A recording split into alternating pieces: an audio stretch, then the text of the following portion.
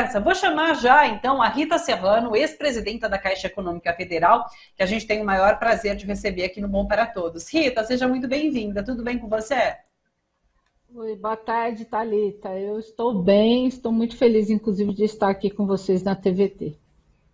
Rita, vamos falar um pouquinho sobre esse balanço que foi apresentado da Caixa Econômica, balanço desse terceiro trimestre, que parece consolidar, então, essa construção de alicerces na Caixa Econômica, nessa nova Caixa.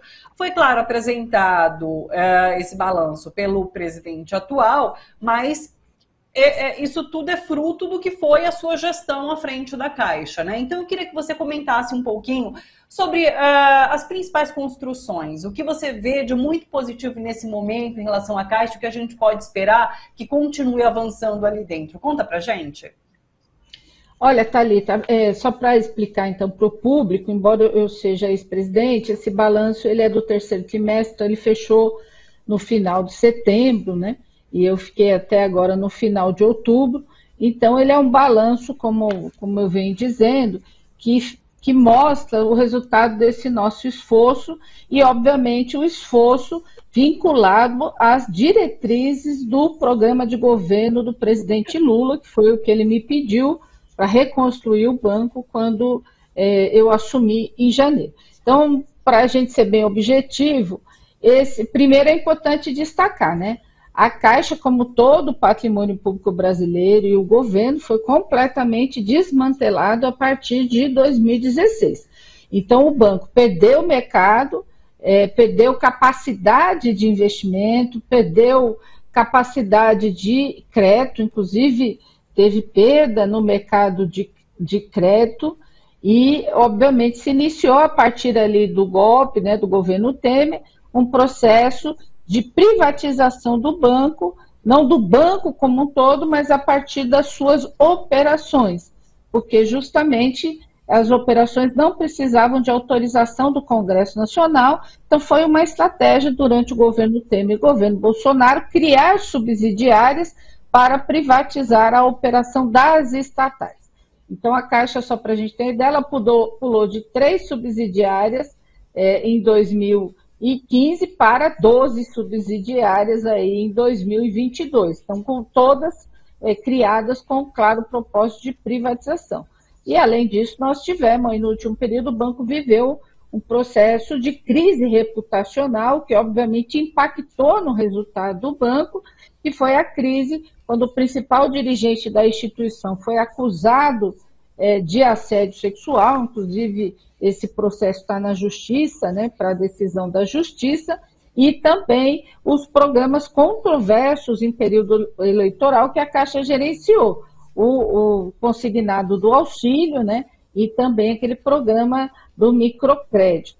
Então é importante colocar que em janeiro, como assumimos a Caixa, tanto quanto o governo Lula assumiu o governo, você tinha todo esse patrimônio público desmantelado. Então, algumas ações que foram tomadas e que esse resultado do terceiro trimestre, de certa forma, consolida esse alicerce, né? Eu chamo de alicerce, porque obviamente é um governo de 4 anos, foi primeiro ampliar a transparência do banco. Eu parei logo que entrei esses 2 programas, o consignado do auxílio e também aquele microcrédito digital, inclusive o microcrédito digital teve mais de 90% de inadimplência, né? Porque de fato ele era um programa sem planejamento que gerou uma série de problemas para a população que ficou endividada e também para o banco, que tem que administrar essa inadimplência. E também, então, ampliamos a transferência, acabando primeiro com esses programas e também colocando todos os dados do banco à disposição. Então, inclusive, na análise da CGU, a Caixa hoje cumpre quase todos os critérios exigidos pela Controladoria Geral da União de Transparência. Ampliamos nossa participação de mercado, só para as pessoas terem ideia, nós crescemos nesse período quase 12% no crédito, que é fundamental, e olha que num período com taxa de juros altas, nós baixamos as taxas de juros da Caixa 2 vezes, acompanhando a baixa da Selic, e por uma série de estratégias, nós conseguimos ampliar a carteira de crédito do banco. Em habitação também crescemos, a Caixa é liderança, mas se destacou mais ainda, né, com quase 68% hoje do mercado de habitação, e o que é importante as pessoas saberem, a Caixa é o maior banco do mundo em crédito habitacional. Ela tem 707 bilhões na sua carteira habitacional, e se comparar com um banco chinês, que tem uma carteira de 4,4 trilhões, eu falo que a Caixa é maior porque nós temos que comparar o PIB. Comparando o PIB da China e do Brasil, a Caixa é o maior banco de crédito habitacional do Brasil. E o crédito habitacional, ele gera o quê? Ele gera emprego, nós conseguimos gerar aí, só nesse período mais de 1 milhão de empregos diretos e indiretos. Ele mexe com a indústria da construção civil, quer dizer, ele tem toda uma movimentação da economia. Então, tudo isso, você tem um resultado econômico, um lucro esse ano bem maior do que no ano passado, né? Nosso lucro foi quase 8%, 8,4% maior do que em 2022, mas, ao mesmo tempo, nós conseguimos ampliar o crédito, melhorar o resultado econômico do banco, gerar impacto social com geração de emprego, gerar, portanto, humanizar as relações de trabalho, uma série de políticas de combate ao assédio moral, voltamos a nos relacionar, ter diálogo com as entidades sindicais e, obviamente, isso dá, portanto, como eu disse no início, os alicerces aí para a próxima gestão continuar esse trabalho e tornar o banco, conseguimos voltar o banco como principal agente do desenvolvimento do país e, óbvio, a expectativa é que isso cumpra um papel de ampliar ainda mais essas políticas. Rita, sobre essa crise reputacional que você comenta por conta das denúncias de assédio sexual, assédio moral dentro da Caixa, qual o clima que você encontrou e como foi trabalhar, então, em realmente voltar a conversar com as entidades sindicais? Como que foi esse processo? Primeiro, quando aconteceu esse período, essa crise que eu chamo de reputacional, que foi em 2022, eu era conselheira de administração, eleita pelos empregados da Caixa, e naquele momento a principal ação foi um processo de denúncia, de exigência de investigação, tanto interna quanto externa, com relação a essa situação. Essas investigações foram feitas pela Corregedoria Interna do Banco, e o encaminhamento do relatório desse processo foi para o Ministério Público, que fez a denúncia à Justiça. Então, isso hoje está na Justiça, todas as denúncias e todo o processo de investigação que envolveu o principal dirigente da Caixa e também outros dirigentes.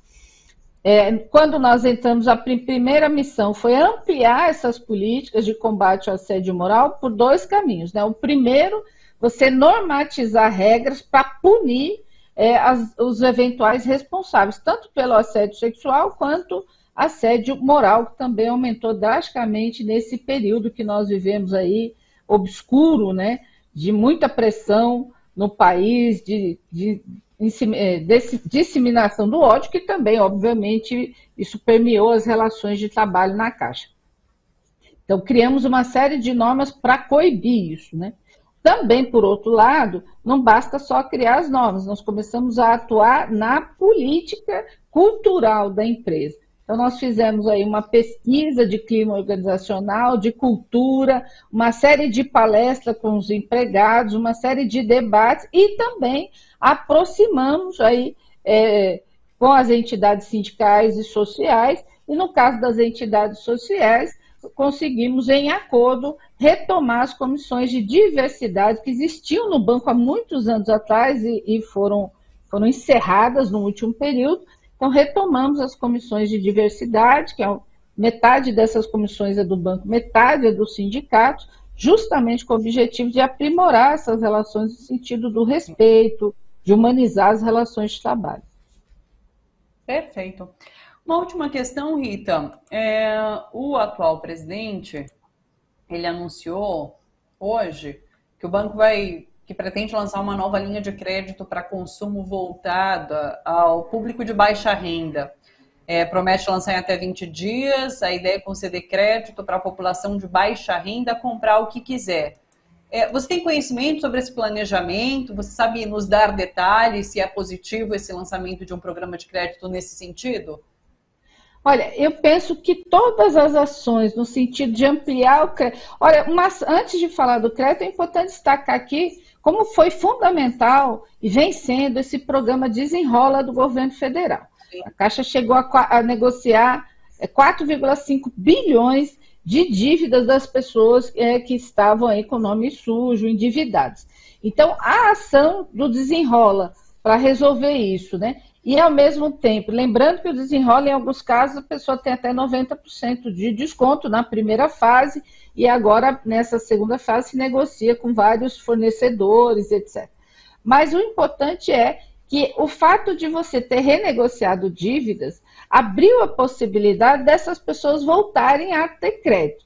Então, eu não tenho detalhamento, mas eu entendo que todas as ações no sentido de ter um crédito responsável, né, que não seja aquele que nós tivemos no passado, que gerou um alto índice de inadimplência, né, das pessoas, e que, inclusive, os programas anteriores a as pessoas nem sabiam que estavam adotando crédito, não tinha transparência nisso. Então, todos os programas para ampliar crédito, e que são ações que o próprio governo federal, o Ministério da Fazenda já vem atuando, são importantes neste momento, porque isso movimenta a economia, melhora a vida das pessoas, as pessoas voltam a ter possibilidade de dignidade, inclusive, né? Porque ninguém gosta de ter o nome no SPC, né? Então, eu acho que são duas ações juntas, o Desenrola, né, que o governo fez e que agora abre essa possibilidade e que é extremamente positivo.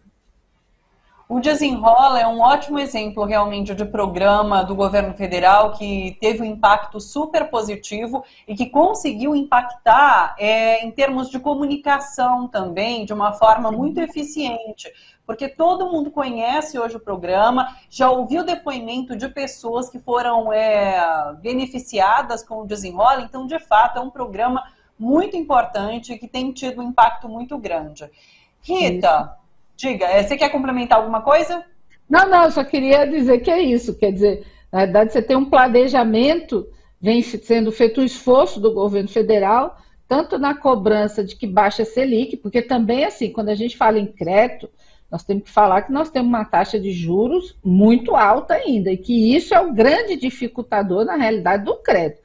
Então, mesmo com todas as ações do governo federal, dos bancos públicos, para ampliar o crédito, é importante destacar aqui, é necessário baixar a Selic, porque de fato você só vai conseguir ampliar esse crédito de forma a melhorar a vida das pessoas e também movimentar a economia de forma mais abrangente, se você tiver a baixa da Selic. Tem que destacar isso.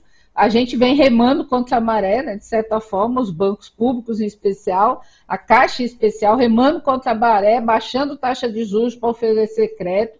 Isso diminui a rentabilidade do banco, mas é uma diretriz do governo federal. Por outro lado, a ação só consegue ser mais eficaz se você tiver uma baixa na taxa de juros, né, pelo Banco Central.